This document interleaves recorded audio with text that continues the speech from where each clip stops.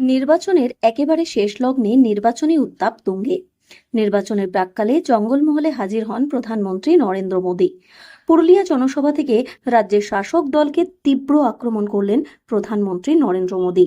সভা মঞ্চ থেকে তিনি দাবি করেন, পুরুলিয়া বলছে পাল্টানো দরকার, চাই বিজেপি সরকার। পাশাপাশি স্লোগান তোলেন, ভয় আউট, ভরসা ইন, বিজেপিকে ভোট দিন। এই দিন তিনি আত্মবিশ্বাসের সুরে বলেন, এবারের নির্বাচনে বিজেপি বিপুল জনসমর্থন নিয়ে সরকার গঠন করবে। আদিবাসী সমাজের প্রসঙ্গ তুলে মোদীজি বলেন, বিজেপি সবসময় আদিবাসীদের মর্যাদা দিয়েছেন। তার দাবি, বিজেপির নেতৃত্বে দেশের একাধিক আদিবাসী মুখ্যমন্ত্রী হয়েছে, এমনকি আদিবাসী রাষ্ট্রপতিও হয়েছে।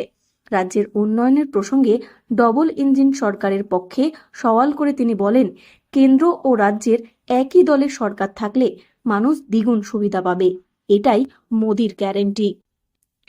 সভা থেকে একাধিক জনকল্যাণমূলক প্রতিশ্রুতি দেন তিনি। পাশাপাশি তিনি বলেন, বিজেপি সরকার ক্ষমতায় এলে ওষুধের উপর 80% ছাড় এবং ডায়ালিসিস সম্পূর্ণ বিনামূল্যে করা হবে।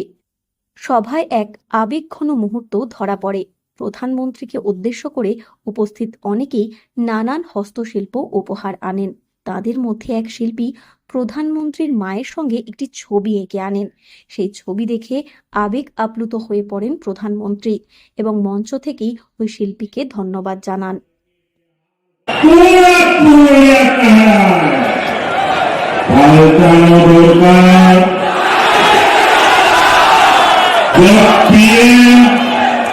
और सीएम दोनों बीजेपी के होंगे तो पुरुलिया का विकास डबल इंजन की रफ्तार से दौड़ेगा। 4 मई के बाद तो बहनों को सीधी आर्थिक मदद के साथ बहनों को हर साल 36,000 रुपया सीधे मिलेंगे। প্রধানমন্ত্রীর এই উদারতাকে ধন্যবাদ জ্ঞাপন করেছেন।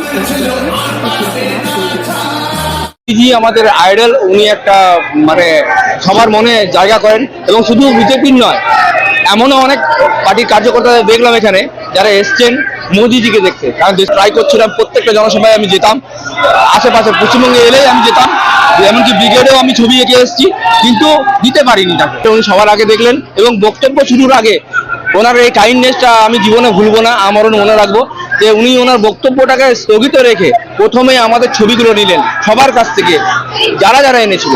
আজ আমার নিজেকে ধন্য মনে হচ্ছে যে আমার কাজ ওনার।